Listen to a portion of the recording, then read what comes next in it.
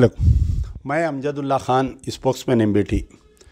आज जो ये वीडियो बनाने का मकसद ये है कि movement for piece and justice के निज़ामाबाद के जो सदर हैं जनाब मोहम्मद ज़हीरुद्दीन साहब और हमारे अनवर अली साहब जो movement for piece and justice के अरकान हैं, निज़ामाबाद से आज से 2 दिन पहले मुझसे टेलीफ़ोन पर रब्ता कायम किए थे और एक केस के सिलसिले में हम डिस्कशन किए थे। केस ये है कि निज़ामाबाद से थोड़ी दूर पर माकलूर मंडल जो है वहाँ के रहने वाले मोहम्मद अब्दुल सोहेल साहब जो हैं, तकरीबन आज से मोहम्मद अब्दुल सोहेल साहब जो हैं 2013 से कुवैत में काम कर रहे थे और वहाँ पर काम करने के लास्ट जो है 2019 सितंबर को ये आए थे यहाँ पर। और 2019 सितंबर को आने के बाद में जब गए वहाँ पर, जाने के बाद में पता नहीं 5 दिसंबर 2021 के दिन इनको पुलिस अचानक गिरफ़्तार कर ली और गिरफ़्तार करने के तकरीबन 1 साल तक तो ये अपनी फैमिली से टच में नहीं थे। मोहम्मद अब्दुल सोहेल साहब के भाई है ये मोहम्मद साबिर और इनकी मोहम्मद शाहबाज, उनकी वालिदा है, उनकी बहन है, उनकी अहलिया है, ये पूरे लोग। तो 1 साल तक ये पता नहीं चला कि आखिर है का इन्हों। लेकिन कुछ दिन के बाद में उनका ही टेलीफ़ोन आया 1 साल के बाद में और उन्होंने ये बताया कि मैं कुवैत की जेल में हूँ और मेरे साथ जो है एक साजिश की गई। कोई वहाँ के उनके साथ में जो रूम में रह रहे थे पाकिस्तानी, और इनको कोई ड्रग्स केस में गटवा दिए तो और इनको जो है तकरीबन 20 साल की सज़ा हो गई। तो ये इशू जो है बहुत ही क्रिटिकल इशू है ये, तो इसके अंदर बहुत ज़्यादा तहक़ीक़ात करना पड़ता है। ये लोग ऑलरेडी गवर्नमेंट ऑफ तेलंगाना से भी रिप्रेजेंट किए हैं, वो लोग भी इंडियन एम्बेसी को और मिनिस्ट्री फॉर एक्सटर्नल अफेयर को लेटर भी लिखे हैं, लेकिन कोई जवाब नहीं आया इस मसले पर। अभी तक कोई जवाब नहीं आया। क्या उमन जो है ड्रग्स केस में ये होता है, अगर वाकई वो कसूरवार है तो उसका जो ब्लड एंड यूरिन टेस्ट किया जाता है। यानी देखिए इसमें 3 चीज़ है केस में, या तो ये बेगुनाह है, इसके साथ कोई साजिश की गई जो मुकामी पाकिस्तानी रह रहे हैं। दूसरी चीज़, अगर खुदा न खास्ता ये कुछ ऐसे ड्रग्स बेच रहा कर रहा था।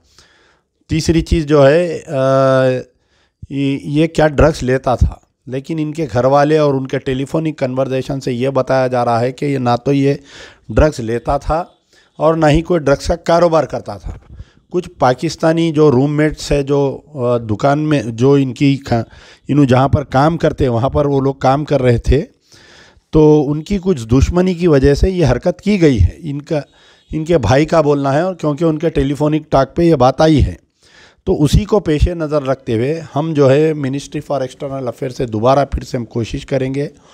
और क्योंकि 20 साल का अरसा बहुत बड़ा है, मासूम दो बच्चियां हैं, इनको 2 बच्चे हैं, वो भी ट्विन्स है दोनों बच्चे भी। और मैं सबसे पहले तो हमारे मोहम्मद ज़हीरुद्दीन साहब से मैं शुक्रिया अदा करता हूँ। बेचारे उतनी दूर से इतनी रात, तकरीबन रात के 3 बज रहे हैं शायद, हम लोग ये केस तकरीबन 4 घंटे से डिस्कशन में हैं, तो बड़े ही मिल्लत का दर्द रखने वाले हैं। और तमाम हर एमपीजे का आदमी ऐसे ही है, आपके सदर से लेकर आपकी यहाँ तक। तो कोशिश करना हमारा काम है, कामयाबी अल्लाह के हाथ है। यकीन यह है कि जब तक इनका रिस्क वहाँ पर है वहाँ रहेंगे, उसके बाद में यहाँ पर आ जाएंगे। लेकिन क्योंकि माँ बहुत रो रही है, बीवी है, बहन है, भाई है, पूरा अफराद ख़ानदान परेशान है। तकरीबन 3 साल का अरसा होने को आ रहा है ये बच्चा जेल में रह के। मैं हमारे ज़हीरुद्दीन साहब से गुजारिश करूँगा कि वो आपसे मुखातिब करें।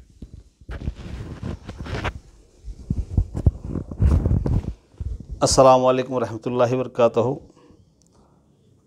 मिल्लत का दर्द तो सबको होता है, लेकिन हकीकत में दर्द क्या होता है, मैं यहाँ एमबीटी ऑफ़िस में आने के बाद जनाब अमजदुल्ला ख़ान साहब से मिलने के बाद, एमबीटी स्पोक पर्सन है, इनसे मिलने के बाद एहसास हुआ और एक उम्मीद की किरण ये जागी कि भाई अगर मिल्लत का दर्द रख के काम करना है तो अमजदुल्ला ख़ान साहब से सीखना है।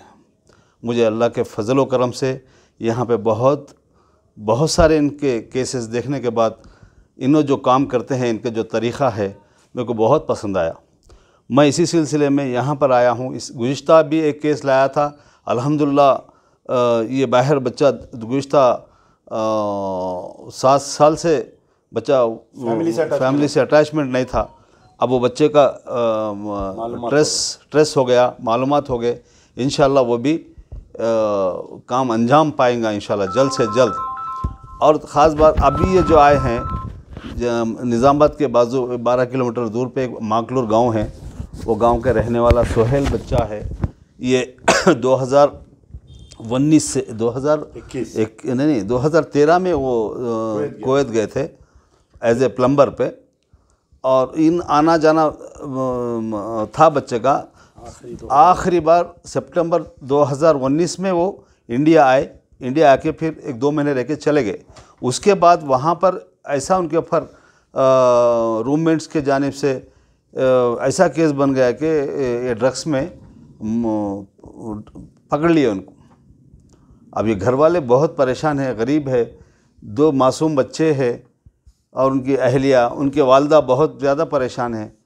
तो मेरी गवर्नमेंट ऑफ इंडिया से अर्ज़ी है, गुजारिश है कि ये इस केस में रहम की भीख उनके ऊपर अता करके ये बच्चों को जल्द से जल्द इंडिया बुलाने की हम डिमांड करते हैं, हम अर्ज़ी करते हैं।